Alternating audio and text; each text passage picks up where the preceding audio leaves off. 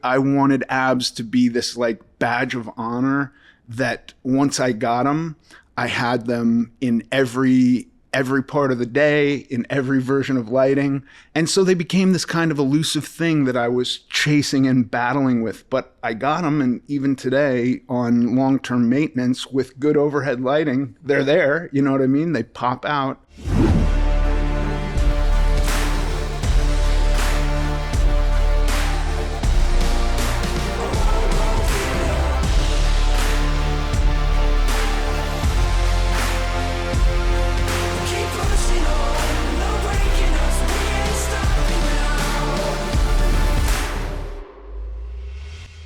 What is up, everyone? So we are back for Strong Talk, and this time we are tackling one of my favorite subjects. I feel like every guy's favorite subject. How do you get six-pack abs? Well, for that discussion, we have back Dr. Pat Davidson. You're kind of our resident muscle scientist on this show. And we have a special guest, Ethan Suplee. And you've obviously been in Remember the Titans, American History X, so many movies. And you have a really interesting journey in that you took the long way here. Started up at 500 pounds and then got down to the point where you have abs. And I guess I want to really just jump into it and start with you in terms of understanding what was your motivation and what was, just in broad strokes, what has the journey been like to get to the point where you lost all the weight and got down to the point where you could really see that six-pack?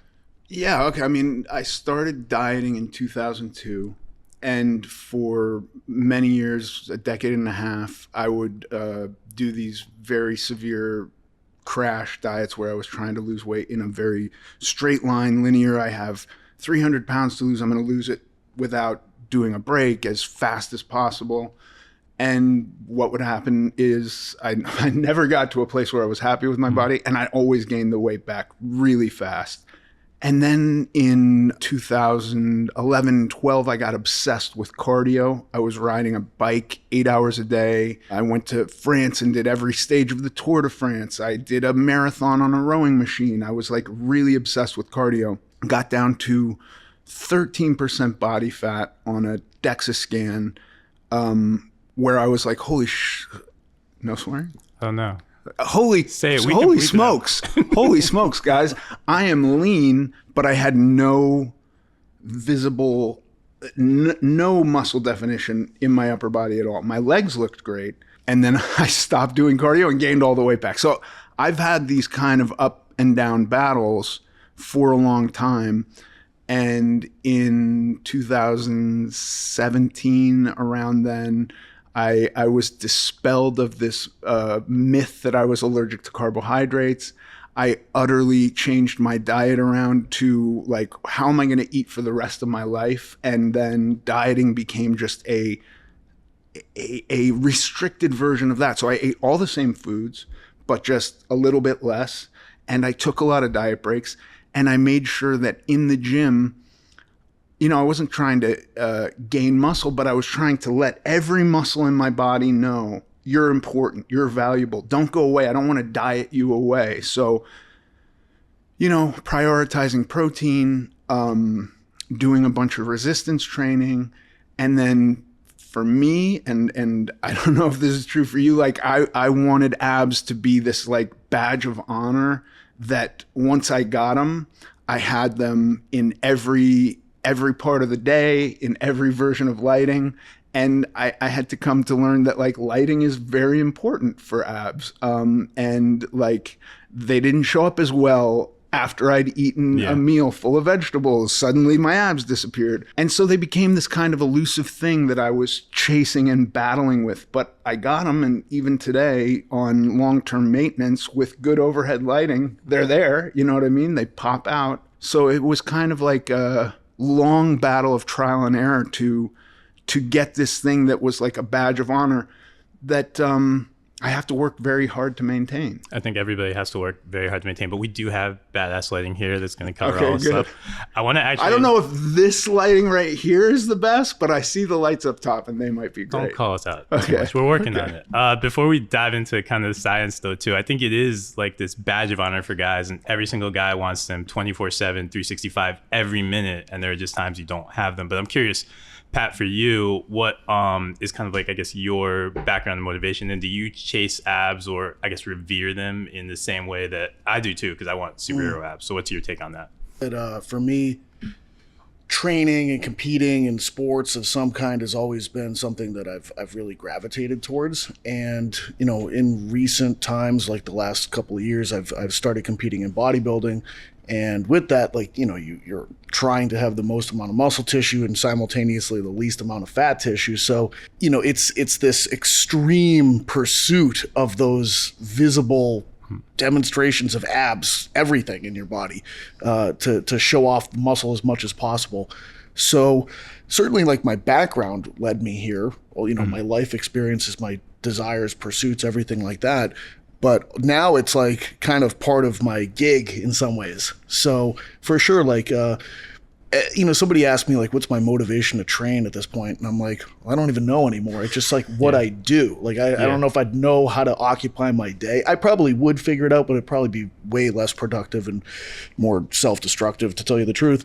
But, it's at this point, it's just so habitual for me that I don't necessarily think about, like, oh, I'm really, like, pursuing this thing so hard. Like, it's not that. It's almost more automatic now. My motivation for abs is I wanted to look like a superhero for my entire life. Time out from the motivation, though, just for the quick 3-minute disclaimer for Men's Health that you actually get something out of abs in terms of benefits. So real quick, before we get into the science of how you get the aesthetic abs, which is what we all want, could you give us just an idea of when you get to the point where you've built core strength, which is what we should refer to it as, not just six-pack abs. When you get core strength, what are some of the other benefits you get in terms of, not having back pain or, posture and stuff like that? Just real quick thumbnail sketch. Give me 3. Unfortunately, it's not a very clear picture scientifically, particularly when it comes to back pain. Like, that's a real hodgepodge and a mess. Yeah. So I think that what we can say is that weak people have back pain, strong people have back pain, medium people have back pain, people that look great have back pain, people that have way too much fat have back pain. You could potentially have back pain under a million different circumstances. It's very tied to your mind, your emotions, your physicality, it's not a one size fits all descriptor of, like, oh, you're a back pain person.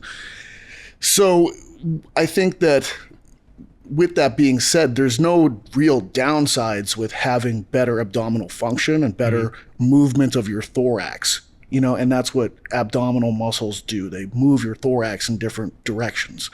So it's like any other tissue where you're probably better off from a big picture standpoint by having stronger, more functional tissues that execute their movements the way that they should with force and stamina. But essentially, it's kind of a big myth to some extent that you train your core and all of a sudden you're gonna be out of back pain. That is correct. Not true. Yeah, that's not a fair statement. Got it. So we'll stop writing that.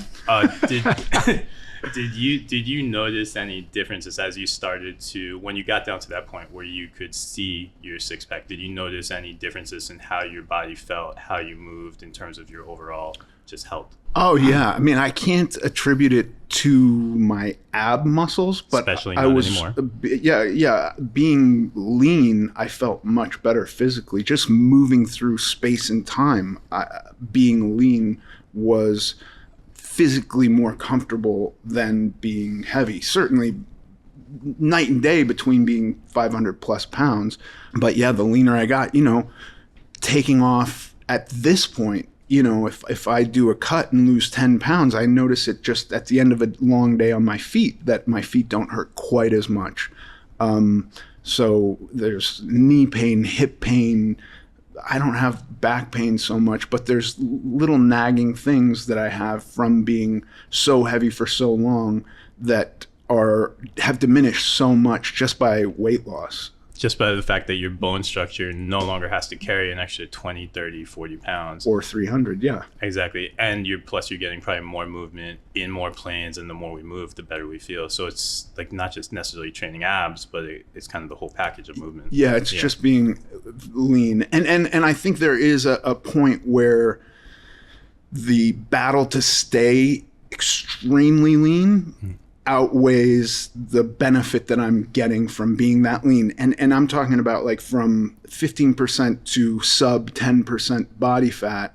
It, for me, genetically or whatever, just my lifestyle, that's such a hard tooth and nail battle every day that it's like I can't hang out there for very long.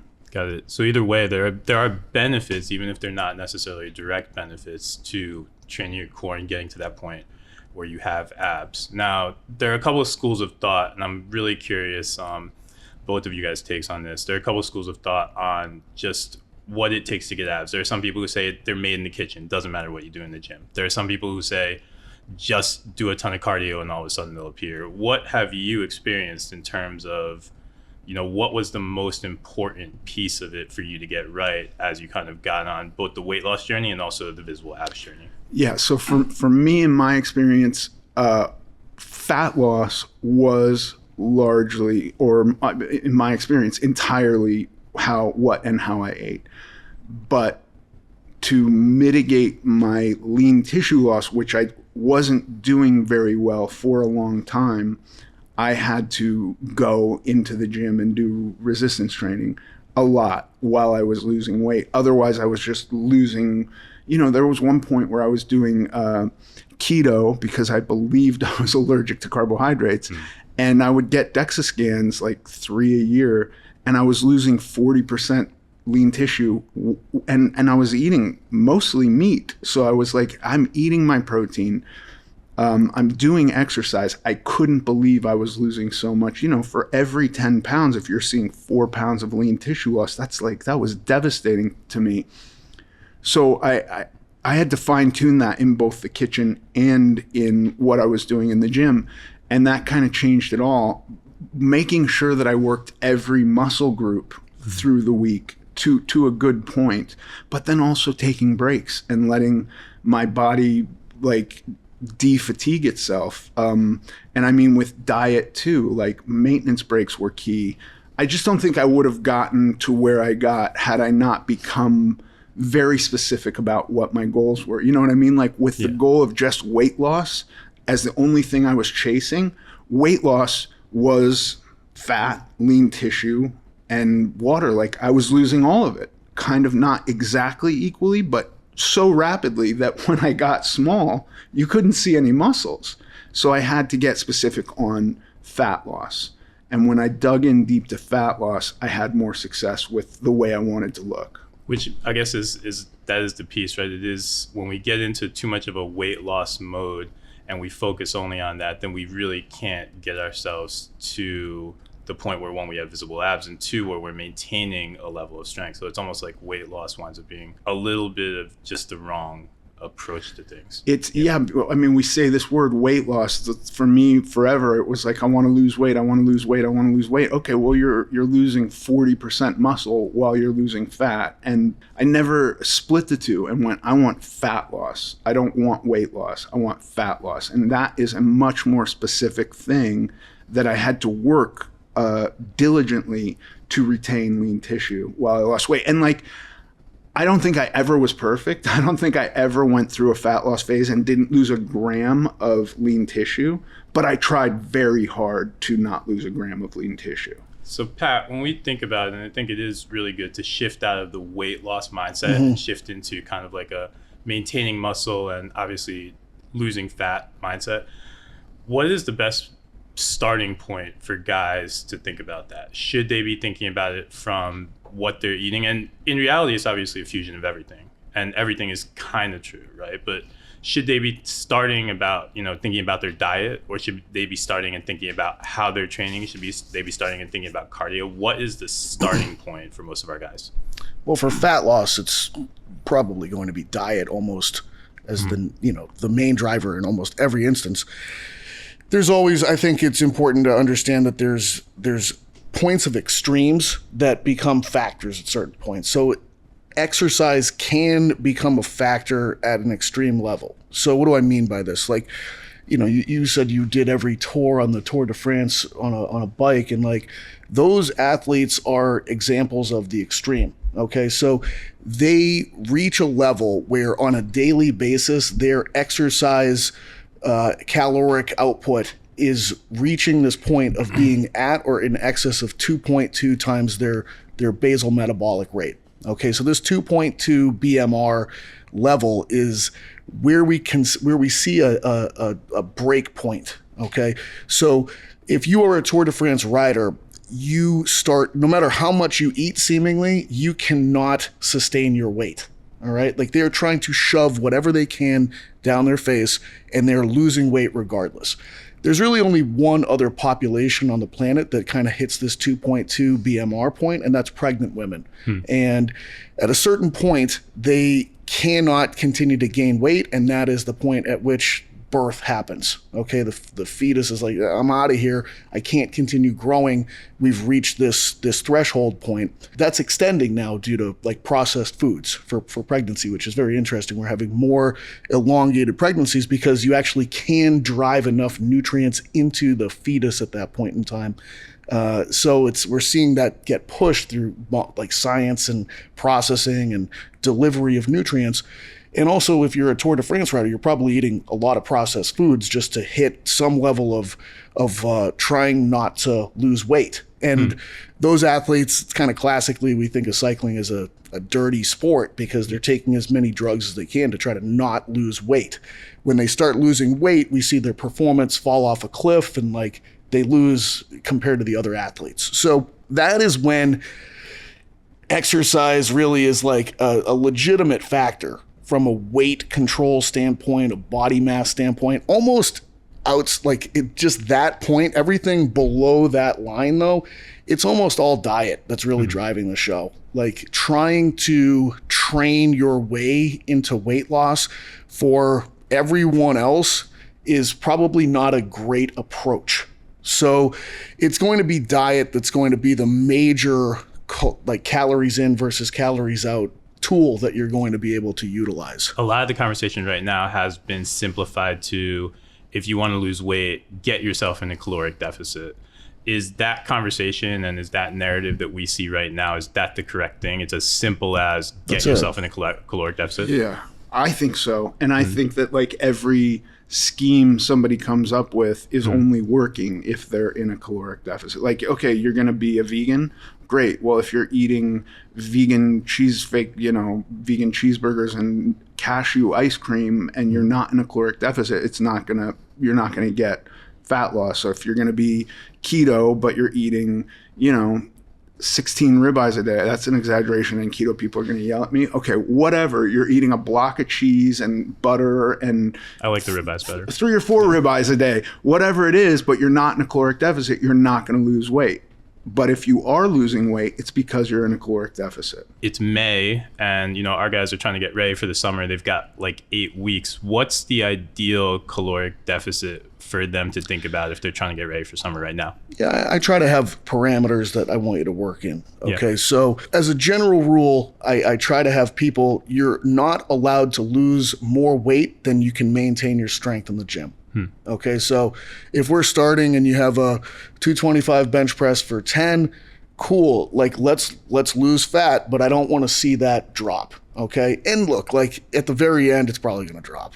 But the longer we can hold on to weight room performance and not see it drop, like that's generally where I'm going. So everybody kind of gets so like, oh, what's the exact caloric deficit? And it's kind of like, I always ask people like, are you weighing yourself? And they're like, no, but I'm in a deficit. I'm like, how do you know? Like, the only way you know you're in a deficit is if you're losing weight. Okay, plain and simple. Like, it's the easiest thing in the world. Or surplus, you're gaining weight. Maintenance, you're staying the same. So people are like, I know my maintenance calories. And I'm like, I bet you don't. Okay, like, but really, if we're tracking your scale weight, we have an idea if you're in surplus, deficit, or maintenance, okay? And now we can begin to get close to having an idea about, how much of a deficit are you in? And kind of classically, we look at this 3,500 calories equaling a pound of body weight. And hopefully it's fat. So 3,500 calories across a week would be a pound of weight loss, pound of fat loss.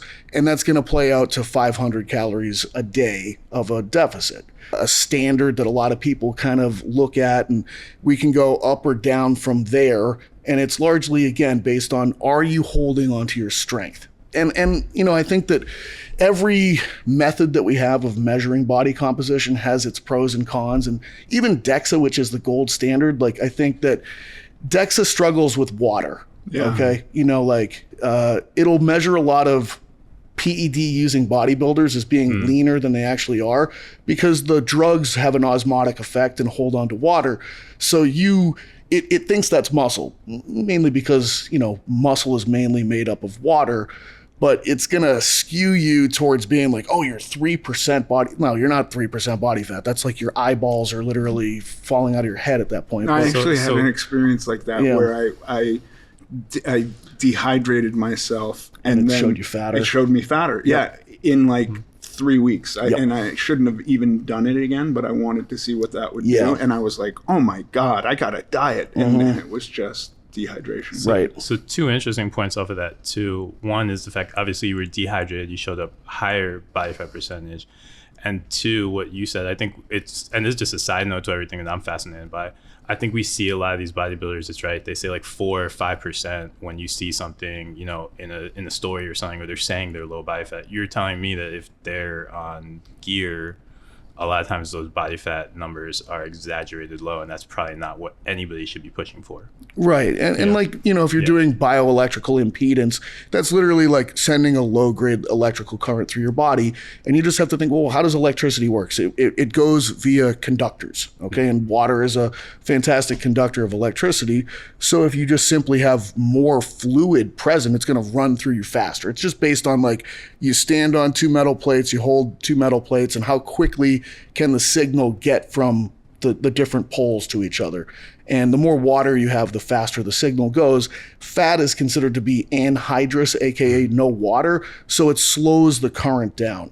So there's a number of factors that can lead to like incorrect results from those tools. So that's why I generally go with weight room performance and the scale as my best indicators on what's happening for you. Whether you're losing weight, fat or not. Yeah. I mean, if you're holding on to your gym performance, I feel like you're holding on to your muscle tissue. Right. And if you're losing weight and your gym performance is staying the same, wow, perfect. Yeah. So essentially what you're saying is body fat percentage, when we see it on the internet, when we see people talk about it, really not worth considering or weighing too much, putting too much stock in at all. A lot of competitive bodybuilders just throw it completely out the window. It's like, to tell you the truth, I don't know what that thing means. My pictures that I send to the coach mean a hell of a lot more than a number that I'm going to get from a tool. Yeah. Are you lean? Are you vascular? I actually tend to agree, but I mean, I like getting a DEXA scan every now and again, simply because it's interesting data to me. I do as well. Calipers always say I'm way less than a DEXA scan, so I'm like, this is the real number. Essentially, it's a full body scan that's giving you what? Bone density, right? It's going to calculate your total body muscle and total body fat, and it's going to give you relatively accurate estimates, I believe, right? Yeah, it's like an X-ray machine. It's a slightly different concept technologically than an X-ray, but it sends basically radioactive waves through your body that pick up the different densities of tissues, and different tissues have different known density levels, like bone versus fat versus connective tissue versus muscle. So the more readily that it travels through you, the less dense you are, which would indicate that you have less muscle tissue, because muscle is essentially more dense than fat tissue. What I really like about the DEXA scan is the pounds of fat that it shows you. Yeah. That's accurate. So I know my upper limit on how many pounds of fat I can have at the end of my mass building phase, and I know about when I'm ready to step on stage to be lean enough. So it's like, for me, it's like if I have 12 pounds of body fat, I'm ready to step on stage. If I have 28 pounds of body fat, that's my upper limit. I can't gain any more weight. And obviously, not every guy is going to go in for a DEXA scan, but I think the general moral of the story is you want to kind of track something, right? At least track on the scale. Yep. And then it is interesting what you're saying about tracking strength.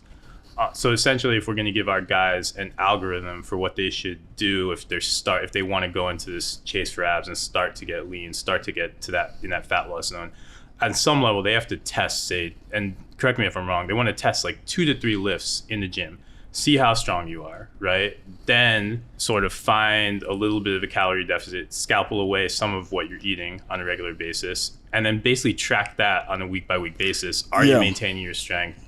And are you losing weight? Because if you are maintaining your strength and losing weight, then you're kind of on the right track to your abs. I think where I'm at is less of like a test day sort of a thought process. Like, I don't want people to change their exercises that often because now I don't really know what's happening with your performance. Like, I'd love you to have your stock exercises that you continue on with, and on a regular basis, like, we're just tracking your numbers of performance, and that way we can see, because I don't want to like find out a week later, like, oh no, like you've been in too big of a deficit, you're digging a hole for yourself, like you're losing lean tissue. I want to know right now so that we can deal with it and not go in the wrong direction at any point. But essentially just find a couple exercises that you can consistently maintain your strength in. All of them. Yeah. I don't want some being like, your biceps are shrinking, but we're holding on to your hamstrings. So I want everything to be going in the same way. While at the same time, you're taking away a little bit of calorie. Yes. Now you might find that some of your compound lifts are dropping while you're holding on to your isolation movements. And I don't think that's a real giant cause for concern. I think that most people find that like having a lot of fluid and some tissue and some volume helps with things like bench press and squat. And so those might be the first ones to drop a little bit. But if they drop and you just hold there, that's kind of okay. Your single joint moves will almost be more predictive in a lot of ways because they're less biased by your fluid levels and things like that. And for those of you who don't know, the compound lifts, we're talking about like our multi-joint ideas, so deadlifts, squats, bench press. And when we're thinking about the single joint lifts, that's stuff like I love the biceps curl, quad extensions, ideas like that. I'm curious, so you've obviously been on this, you've been on the weight loss journey and you've tried it in a variety of ways. Did you notice that? Did you notice when you were doing it less effectively or when you were doing it without kind of focusing in the gym or in too much of a large deficit, that you were losing weight but also losing strength in the gym?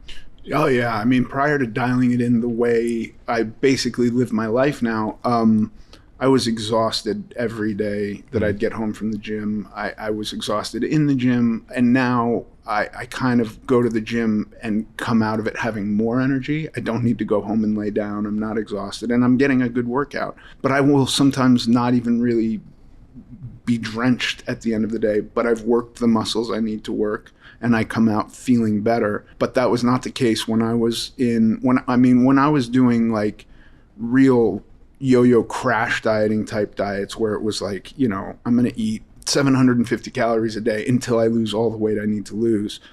I couldn't do anything. I couldn't stand up without getting lightheaded. And then when I was doing keto for years and I would just hit these really long plateaus, I was in the gym and I just felt like garbage all the time and had no energy for the rest of the day. So once I changed everything and I started working out with a plan rather than just exercise, right? When it was deliberate, and my diet was very deliberate for what I wanted out of my body, my entire world got better. And that kind of speaks to something I always find fascinating too, is the difference between working out, these people who go into the gym, and I think this is how a lot of us start. You go into the gym, no clue what exercises you're doing, you're just working out to sweat. And then the idea of kind of training and having a little bit more of a plan where you have some focus to it. I'm curious for you, when and how did you kind of find that turning point where you switched, going into the gym and doing what I think you were telling me before, you did chest like back-to-back days and stuff like that, into having more of a plan? How did that switch flip? I mean, there was my extreme cardio period. Then I found CrossFit, and CrossFit was just a hodgepodge of also just exercise. We're going to throw movement against the wall and break a sweat and be tired, and like, okay, that's what I'm doing today. And it was different every day, but some things would be the same. I'm on the rowing machine every day. I'm throwing a ball against the wall every day. I'm doing really fast snatches, which I think is psychotic now. But when I finally started dialing it in was, I read Bigger, Leaner, Stronger. I saw a TEDx talk with Mike Israetel. I started to pay attention to what Layne Norton was talking about. And I was like, I haven't tried this. I haven't tried this sciencey stuff. I've just been going through, like, if I'm hungry all the time and I'm harming myself in the gym, I'll be making progress. And it turns out I actually needed to eat more different foods, eat more carbohydrates, and work out in a way that actually wasn't as hard or as physically draining, but more specific. You know, I work my chest out twice a week. I work my legs out twice a week. I do quads emphasis on one day and hamstring emphasis on the other day. And, you know, sometimes I get a little fired up and it's hard to walk upstairs later that day, but like, that's not all the time. That's actually kind of rare. And I'm able to eat in the way I eat, and I'm not gaining weight, and my muscles are staying the same size, basically. You know, I'm also like an old man who's just trying to be able to do this forever, you know? Yeah, I guess that's an interesting shift too, because it's about it's about longevity in the gym. And I think one of the things people don't understand about working out in general is the role that it plays in everything, whether it's weight loss or whether it's strength building or whatever. And it's the diet winds up being a key component. But Pat, can you talk a little bit about the role of one's training in this journey? Because if we do say it is just simply about getting a caloric deficit, it seems like the role of the workout is mainly to help us, I guess, preserve and build muscle for other reasons, right? I think that's well said. Yeah, I think that the best you can hope for from training during fat loss is that you'll stave off muscle loss. And that gets harder and harder as a diet progresses in length and in severity of deprivation. I think that there's times when I look at training, like I have to follow a progressive plan. Mm-hmm. Right? Like whatever week 12 is, it's more than week 1. Okay. And I get there in a stepwise fashion. And the two times where I really think that that's important is when I'm in a mass building phase and when I'm in a fat loss phase. So when I'm in a mass building phase, I'm getting more nutrients in, I'm growing, I'm actually able to grow more muscle tissue during this period of time. And so I can handle progressively more stimulus. And as I train, the stimulus, my sensitivity to the stimulus is decreased. So I need more of it to be able to continue to drive a response as I go along. The other time where I need progressively more training stimulus is during fat loss, because the tissues are being more and more threatened to be lost. So I need to keep increasing that stimulus to just hold even. Now, the time where I don't really want to drive like this nasty progressive concept is during maintenance periods.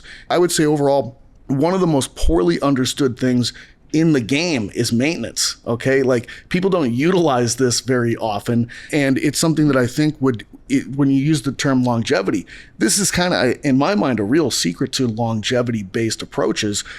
You can't stay in fat loss forever. I think you've learned that, you know, like it's the hard way many times. Yeah, like when does it end? And then, by the way, if you're going into it with this idea of like, I'm going to do this super linear, when it ends, the fat comes right back. Yeah. And guess what doesn't come back? The lean tissue. So can we backtrack real quick to I guess that relationship between fat loss and maintenance?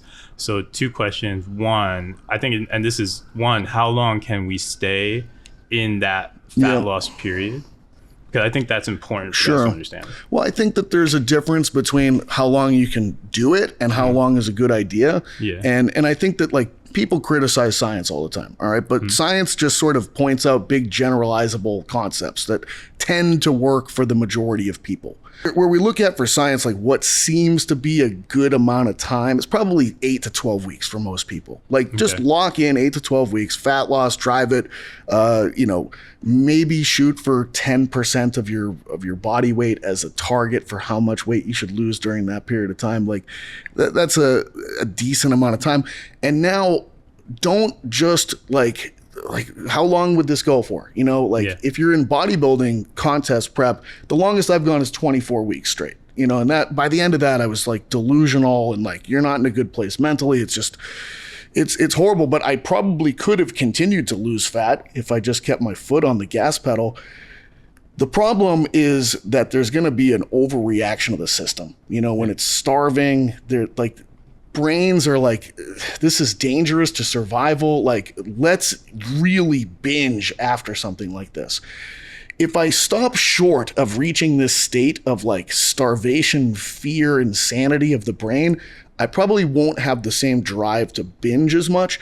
And if I go into maintenance at this point in time, it's like reaching a checkpoint with climbing a mountain. Okay. Like I start at the bottom, I go up a little bit, and it's like, hey, we could keep going, but it might be a bad idea. There might be mountain sickness, there might be dehydration, there might be all this stuff. Let's just camp here for a little while, regroup, recharge, get our bearings again, and when we feel ready to make a next push, let's push. So I look at fat loss dieting in much the same way. Like, don't try to win the race, this marathon, in the first mile. Like, you got to be preparing yourself for mile 26 while you're running mile 1. So have a break built in to help your mind deal with this. And for me, like, I think that one of the hardest things for people to deal with is you're going to be hungry. You're going to want, like, you hit your goal point and you're like, now I get to eat. Like, you've been thinking about that first meal and like all the junk food you want, and you go crazy. Like, the appetite is almost broken. If you can simply hold maintenance and just kind of grit through the first week or two, you're not going to have the insatiable hunger drive after like a week and a half of just sort of building your calories up a little bit. So is that what we're kind of looking at, almost like conservatively, and 8 weeks again fits perfectly right now, 6 to 8 weeks of calorie deficit fat loss phase into like a 1 to 2 week maintenance block that kind of gives you that respite? I would do a little bit longer. My experience has been I needed to do, well, look, I think that if you're genetically gifted, I don't know what to say. I am not if you're genetically gifted. You're probably not listening to our show. Okay. Yeah. Well, I found two things. For me, maintenance is how I live the rest of my life. Yeah. Which I had to practice a lot. It wasn't easy. Like you said, it's like underutilized because it's really complicated. You are working your ass off to not gain muscle, to not lose fat, and like, it's like counterintuitive. Like, I'm doing all this work to stay the same, but like, yeah, staying the same takes a lot of work. You know what I mean? Especially if you've just lost a bunch of fat, then you're right in the category of like highly susceptible to weight regain, to fat regain. And it's like the hardest part is maintenance. Like, it's really not that hard to lose fat. It's hard to get visible abs, but fat loss is really not that hard. Maintaining it is really, really hard. So like, for me, getting to the point of having visible abs was like this miraculous thing, and that miraculous aha, I've crossed the finish line, lasted for 5 minutes, because then I had to like go into maintenance and like, okay, now I have to work my ass off to keep them. What did that look like for you? And what was it mentality wise, diet wise, workout wise? Well, okay, the crossing the finish line was the end of the one, like, I don't know what you call it, peak for a bodybuilding show. I wasn't even doing a bodybuilding show, but I was doing a photo shoot where I was ostensibly naked. The abs were really cool. Quad separation was like just as cool for me as abs, you know what I mean? Like, oh my God, I can see the different muscles in my legs. That was like this amazing thing, seeing my traps so defined, my triceps. So it was incredible. That lasted hours. That kind of like leanness was short-lived. I think on the day I took the photo shoot, I didn't even have a meal, and I came home and weighed myself and I was 9 pounds heavier. And so like, that was just my body going like, give us everything. We're going to hold on to everything. And my muscles, I ate all these like really carbohydrate dense things that were small, that weren't going to bloat me, and my muscles filled up with liquid, and it was fine. But like, I don't have quad separation anymore. You can't see every muscle in my legs. You can still see my abs. They're still there. So I had to get okay with like where my body was going to hang out. Your guys are 8 weeks out from summer, and I'm sure there are lots of people that could have a really sick body in 8 weeks. I could probably get my quad separation back in 8 weeks. How long am I going to hold on to that? That's not going to be there by the end of summer. I don't know that that's going to be there after the first week of summer. So like, plan these things appropriately. You know what I mean? You can hold on to abs for summer, but you got to work. You know, if you're going to Ibiza and you're going to be up all night and drinking and like, what does your summer look like? Like that has to be factored into it. So I got a question off of that, because obviously, yeah, that's that peak week where everybody looks jacked and perfect and everything. But then you see these influencers on Instagram and they somehow look jacked 24/7, 365. So what, like, are they just insanely genetically gifted, or are they creations of AI, or are what's going on? I think guys are really good with cameras and lighting and knowing angles and all that kind of stuff. Like, I think if you're a professional bodybuilder, like very elite, there's even those guys. There's some guys that get a little softer in the off season. There's other guys that stay pretty lean all year. You know, it's just, you have to begin to know your body and what your timelines are and what's sustainable and what's like long-term a good idea for you. And, you know, I think that if people have a framework of the entire concept, like across a calendar year, I think that's a really good place for people to zoom out to, because people will get overly fixated on like this time right now, and they'll lose sight of a bigger picture. So when I'm thinking about like a bodybuilding calendar, it typically looks like I have my date for a competition, and you know that you have to like be peak for that day. All right. There's a period right after that for 6 to 8 weeks where you're just trying to hold generally about that body weight and not gain all the weight back. Okay. And that's usually considered the hardest phase in bodybuilding. That's called like your hold period. Some people will call it a reverse diet, but it's not the time where you're trying to gain mass. The thing I want to just backtrack to real quick is, and then I want to talk a little bit more about the ab exercises, because we have to talk a little bit about exercise here. But I'm curious just for you guys, when there are all these guys who manage to look that way 24/7, 365, obviously we know that's not, it is lighting and stuff like that. But how do you kind of steel yourself mentally, or what's your approach to kind of not think about what's going on when you see, and I guess the easy one is just don't look at social media, but performance, I think, is the best.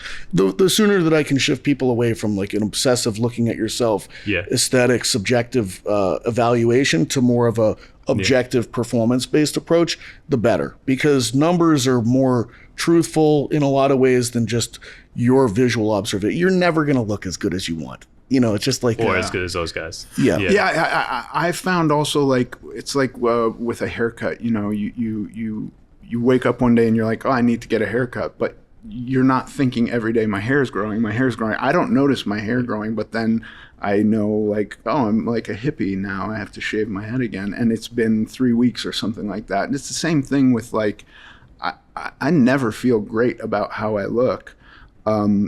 And if I tried to compare myself to anybody that I like admire on Instagram, it would be a disaster, because they all look better than I do all the time.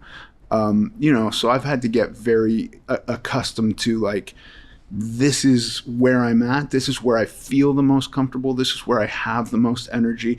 This is where my behavior with food is the least harmful, and the most conducive to the life I want to lead.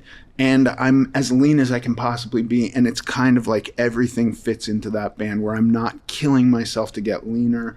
I'm not gaining weight, and I'm feeling energetic all day long. And I still have abs, visible abs. I always had abs. I was going to say, I think, and that's the thing, right? Everybody has them, and then at various points, they're more visible, less visible. At various points, you need more film crews, or you just have film crews because you have 8 million followers on Instagram, right? Right. I don't trust those guys. I don't know what, you know, there's genetic freaks who just are super lean, and if they work out a little bit, they get buff. And like, okay, that's that guy's lot, you know, that's not in the cards for me. Yeah, and it's also kind of not, it's also interesting too, because I think a lot of times those guys, we're just going to crush the Instagram guys. A lot of times those guys are not as strong in person, or they're a lot smaller. Yes. I mean, I've met enough people where it's like they look amazing on Instagram, and then it's like, this is it? Like, where's the rest of you? So it's you know, people can really show you what they want you to see. And when you see it for real in real life, it's oftentimes like a very different picture. The other thing I think when it comes to like abdominal perfection, you can have a 6-pack, you can have the ab strength, but then it's like, how do you kind of finish that? Everybody thinks about, the V, and everybody thinks that's an exercise thing. Do you guys actively train your abs? Because I feel like there are two schools. One, you've got to train your abs in isolation. And two, if you do all your big lifts, magically, you're going to be training your abs. I'm just curious where you guys fall on that. I think I fall more to the latter, that my abs are getting work through my compound movements. And so I don't focus on, I have in my life focused on abs. I quite like the wheel. I can't do it from my feet, but on my knees, the wheel is fun, and dead bugs, and there's all kinds of, I've never really done weighted ab exercises because I'm so heavy. I haven't needed to add weight to my abs, but like I don't concentrate on my abs, and they don't seem to be getting any smaller because of it. Pat? I think that if you're training for aesthetics, you probably don't need to do as much abdominal training, like direct work. Most people, I'm not going to say everyone fits into this exact thing. Like some people probably have decent responses in their abs by training their abs. Like some people have great responses in their quads. They train quads once a week, they grow. Other people have to train them 3 times a week, they barely grow. So same thing can be true of abs. All right. But I would say overall, when you talk to physique athletes, there's not a ton of direct abdominal training. And oftentimes people fear growth of their abdominal tissues to take away from the visual appearance of a small waist compared to very wide shoulders. So there's a bit of fear of growing the tissues, and most of the time it's just this thought process that dieting down and losing fat is going to be the real key to showing real great visible abs.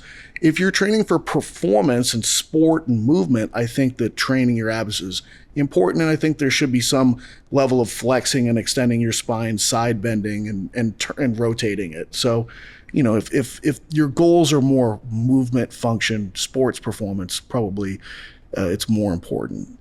It's interesting because I feel like I've always come down in the other camp, partly because I like training abs a little bit too, but I've always felt like if you get a little bit of direct ab work, one, it covers you functionally to the point you're saying, and two, we all deadlift, right? And I feel like we all understand the importance of hinging, but I feel like when you get a little bit of spinal flexion, and it kind of can help a little bit with just keeping you out of extension. And I don't know if that's valuable, especially as people are starting to deadlift more and more these days. I think that having terribly weak muscles is not a good idea. Yeah. Especially if you have other muscles that are unbelievably strong and something else that's like absolutely atrophied and pathetic, like that's probably not a great setup for you. So I'm curious then, from your perspective along those lines, if we are somebody who deadlifts, 300, 400, 500 pounds, is there sort of a core movement counter that we should have in our routine? I don't think that there's magic exercises. I just don't believe in that conceptually. I think that you have to understand like the muscle that you're trying to train, the joint action that it accomplishes, and then come up with something that seems to be a pretty good representation of that concept. So again, like we have some ab muscles that kind of flex my spine forward, others that side bend me, and others that turn me and rotate me. And if you have solid ways to load those things, I think that's a good idea. Now, where I think this goes is like the fitness industry, I think kind of got hijacked by like sort of old school spine research that sort of scared everybody into not moving their spine. And I think that where we're at now is we kind of look back at that and like, we probably missed the boat with a lot of that stuff. And bending your spine, moving your spine, having a spine that can move in a lot of directions is actually a good idea. And loading those movements is a good idea to develop those tissues. So I think that we were in this static plank, like don't move, side plank, don't move, anti-rotation, don't move. And like we need to move. I'm curious too, as kind of a consumer of this stuff, when you were coming up and trying to figure out, that 6-pack journey, did you fall kind of prey to that? And, like, oh, I need to, just hold a plank and that's the only thing I really need to do for my abs? I mean, a little bit of that. I didn't do much. I haven't done much movement with my abs, but it really was once I started to go like, okay, if those muscles are getting signaled enough that I want them, that I need them, and I'm getting enough protein, I'm going to hold on to them. Do you know what I mean? So I did one kind of round of trying to build tissue, but other than that, and that was kind of not good for my mental health, because I was suddenly like eating past the point of satiety, and like that's just not healthy for me to do. So my journey has been more about, not about building muscle, but about retaining muscle. And so I just never felt like, I mean, look, I actually during this conversation, I like want more functional. I'm like thinking about more functional. So I probably will start doing some of that rotating stuff just based on this conversation, because I think it is a hole in my routine. You know, a lot of people think, you know, you get into planks and sit-ups, and those are the first two ab exercises everybody has exposure to, right? Is that how you started? Yeah. And then Pat, I'm just curious your perspective on those exercises too. It was, for me, it was largely that, planks, sit-ups, the wheel, we called it. I actually don't know what that exercise is called. We just called it the wheel. What's a good gauge for people to understand that, one, their abs are strong enough for other lifts, and two, they have strong abs and they don't have, you know, like a weak muscle in their core? Okay, well, I don't think that you need to hit like a prerequisite level of abdominal strength to do other stuff. Like if you can do other stuff, do it. You know, like we've had these arbitrary prerequisites in fitness for a long time that don't really make a lot of sense. You know, you might hear something like, shouldn't do bench press until you can do body weight push-ups. Why? Like I could actually do lighter bench press with dumbbells than my body weighs. So you can squat if you can't do a decline sit-up. You know what I mean? There's not a lot of connection between those things. In terms of evaluating, do I have strong abs? It's harder because you're dealing with a lot of your own body weight and the distributions of your weight. So for instance, if you're a large man with a fairly long torso, it's going to be hard to do a sit-up. Like your dimensions are not well suited to be able to do that, versus like a small person that's relatively got a smaller torso, you're going to pop up no problem. Like your leverages are better for it. So I think that if you're using machines where you're moving weight that's not your own body, that's a better indicator of how strong your abs actually are. But every machine is kind of different. So I would just say don't worry too much about like arbitrary standards of like how long you can hold a plank or how many sit-ups you can do. Start wherever you are and progressively try to improve. I'm gonna press you a little bit, because that's like a total non-answer. There has to be some way. We just did an NFL story, and they want their guys to hold a perfect plank for like a minute. Is there anything? But that's like oversimplistic. Yeah. But is there anything that we can give guys where it's like, okay, here, you know, I like, you know, a half kneeling windmill at like, you know, quarter your body weight or something. I don't think we have any reasonable standards at this point in time. Is a perfect plank for a minute really hard? It shouldn't be hard. Right. And it just has, it could be. That's the NFL standard?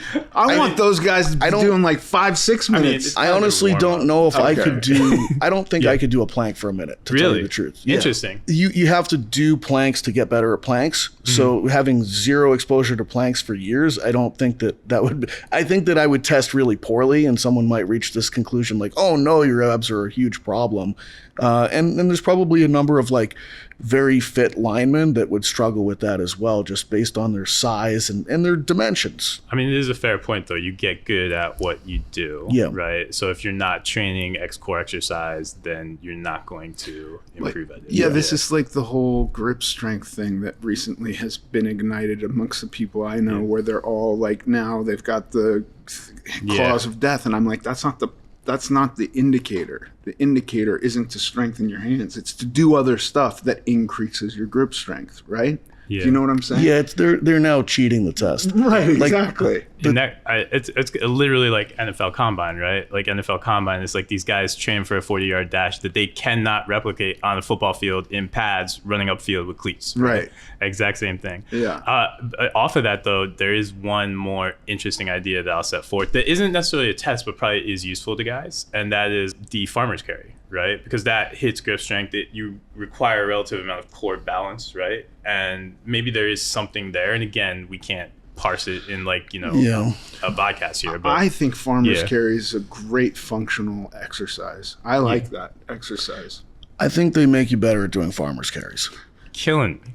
Yes. Killing And I Yeah. competed in strongman. I was tied for the world record in the farmer's carry for my weight class. I wasn't a great athlete outside of that. I was just really good at farmer's carries and yoke carries. But telling me outside of that anything, I think it's specific to itself. Okay, I'm gonna give you that round, but we're gonna go one more thing. Okay, do you guys? And again, obviously, you two are not super huge into exclusively training core. I'm a little bit bigger into that, and I'll give you mine. I think a half kneeling windmill is probably my favorite core exercise. I don't know what this is.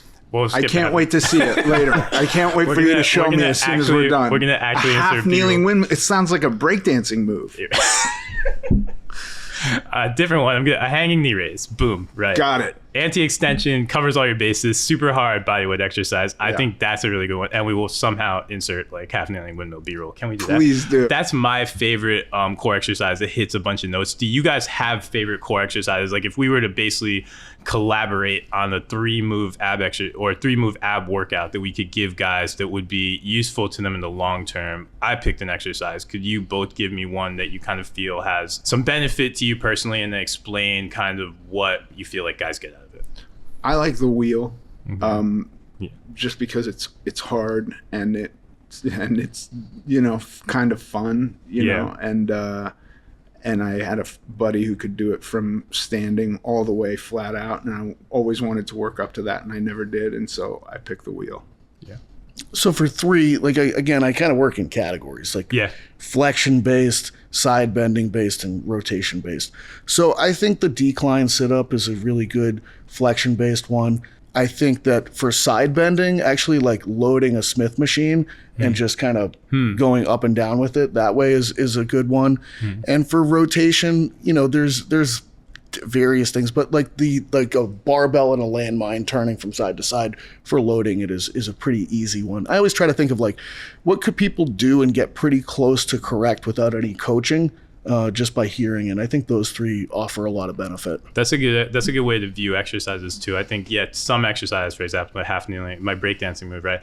Too complicated for people to execute on, but when you can give them something that they can't get wrong, a lot of times that's the very best exercise for them. It's interesting too, we actually have a separate video that goes over the functions of the abs, so that's like another one that that people can check out. I think that gives people, we just give people a couple ab exercises. Again, they don't need to do them. If you were to program like how often you train the abs, and I feel like I come down different than you guys, because I think, again, you can train core and probably should do a little bit of core stuff every day, because there's no downside and your core recovers quickly. But I'm curious how often, 1, you trained core when you were in that phase, and 2, how often you think if I were to include isolation core work in my routine, how often would I do that?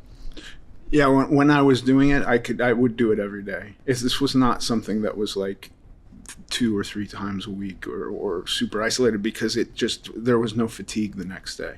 Yeah, it's not like a full 12-set workout. It's like 3 or 4 sets, right? Yeah. But I'm kind of the same with biceps. Like my biceps, no matter what I do to them, they don't feel super fatigued the next day. So I might not go super hard back to back, but I could do bicep work every day. What's your take? I'm just a big numbers guy, so I want to see that your performance is increasing in these things. And if it's increasing at the same rate with 2 times a week as it's increasing with 5 times a week, I want to go with 2 times a week. So if there's a threshold of frequency where you say like, hey, if I hit 4 times a week, my progress goes through the roof, cool. Like do that instead of 2 times a week, because you're getting much better progress. But if you're not measuring your performance, I can't recommend anything. You know what I mean? So you have to begin to dial that in. But progressive overload is the big key. Like if you're able to consistently do more weight, more reps, more sets, etc., then great, keep doing that. So rubber meets the road with numbers. I'm curious too, one more for you, and I feel like you and I are just diametrically opposed on what we think of core. But one more for you along those lines. Like when we are thinking about core though, because there are these functions, is there another kind of there's obviously strengthening and kind of progressively overloading, getting better at these exercises from a core standpoint. But is there also a point where we want to make sure that we're somehow hitting those functions just to maintain our ability to execute on them? I measure things. So I will measure people's joint range of motion with table tests. And I want to know that you have a certain amount of hip flexion, extension, rotation, abduction, adduction, same with your upper extremity.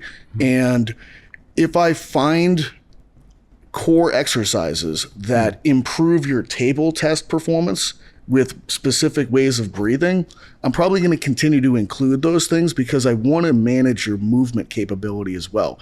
To me, there's fitness expression, which is measurable strength, power, speed, stamina, etc. And there's also just your body's joint maintenance, like kind of your orthopedic health and your ability to hit ranges of motion. And I'm probably going to have two different trajectories and approaches for those two different things that I'm trying to deal with and manage that have some overlap and can oftentimes like negatively impact one another. Like if I'm training super hard and I'm getting bigger and stronger, I might start to see that that's impeding my range of motion. So they're like checks and balances. Got it.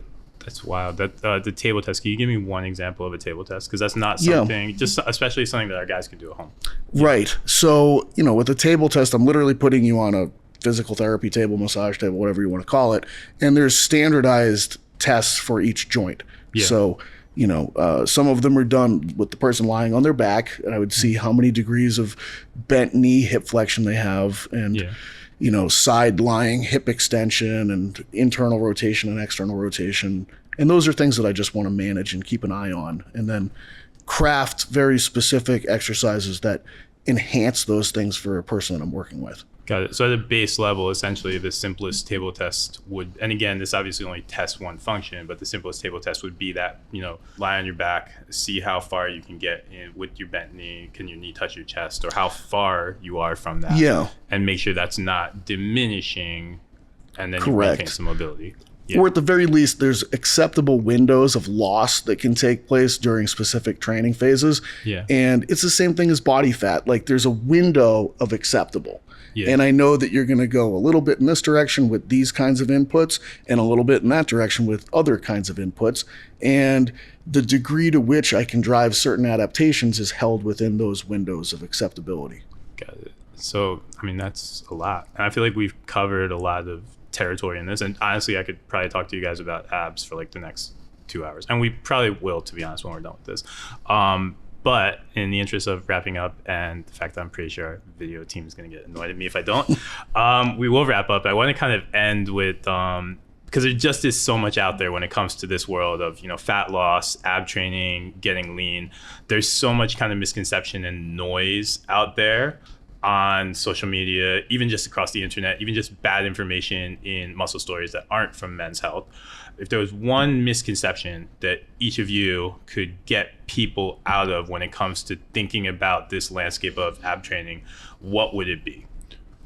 Yeah, for me, I chased abs with cardio for a long time. That was a total disaster.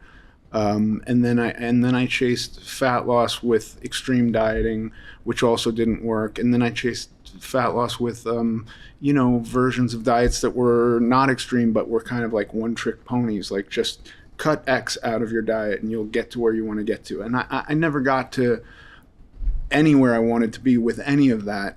To reveal my abs took a lot of work, and it was very specific work, and it was hard. And I don't know that that's going to be worth it for everyone. You know what I mean? If you think you're just going to magically lose weight and show abs at some point, I think that's highly unlikely for most people. So lesson one, basically, and calls back to the beginning of this entire discussion, weight loss does not equate to abs. They're completely separate discussions. Well, I don't think weight loss equates to fat loss even. I think fat loss is a specific subset of weight loss, and that you have to be specific with what you're doing. Got it. And what would your biggest core misconception be here? No, we're talking purely abdominal training. I think just abs, the quest for abs. Well, I think that people have this magic conception that all abs are going to look a certain way. and your abs are going to look the way your abs look. Okay. And that might not be a perfectly symmetrical, lined up six-pack rectus abdominis and these perfect angled lines of your, external obliques and serratus anterior sweeping down from the sides. A lot of times when you uncover what's actually under there, you'll see that they're like irregular, like your right abs are higher than your left, and like, they're not all the same size, and like, so it's like, I think that ultimately learning who you are as a person and coming to grips with like the parts of yourself that you like, don't like, or medium on, is important. And then just finding your own pursuits, like falling in love with the process more than like you hitting some sort of subjective gold standard that is not you. Who are you? Discover yourself and discover how you experience going through these processes, and being able to find the joy in kind of pushing yourself to places and sort of finding your own limits and strengths and all that sort of stuff is important. Yeah, you're right, because there's so many different like body types, torso types, etc., and so they all line up. That was actually something I needed to figure out for myself too when I started training, because I have a short torso, so I just don't get 6 of them. I get like 4.5, and I just gotta deal with that. And I'll close with probably my biggest misconception I would want to clean up is just the idea that, the one thing we never talked about today is anybody doing 1,000 crunches or like a 10-minute plank. And that's because a lot of those really high volume approaches, I remember reading in Sports Illustrated when I was a kid, like I think somebody did 1,500 sit-ups in a day. So I did 1,500 sit-ups for like 2 weeks straight, and I did not have six-pack abs. And it's because the entire game of it has nothing to do with the ab exercises. It's all about what we talked about today. It's in terms of diet. It's in terms of, there are different ways to think about training our core and different ways to think about training in general, but it is never about just doing 1,000 reps of anything. And that, again, is why we have a full package of videos to show you how to get lean and build six-pack abs and build the core that is you, and not just pure six-pack abs. So you can check all that out at mensout.com. Thank you, Pat. Thank you, Ethan, for coming on, and just get to work on it using our package instead of doing anything that all those Instagram influencers who don't really look like they say. Just don't listen to them.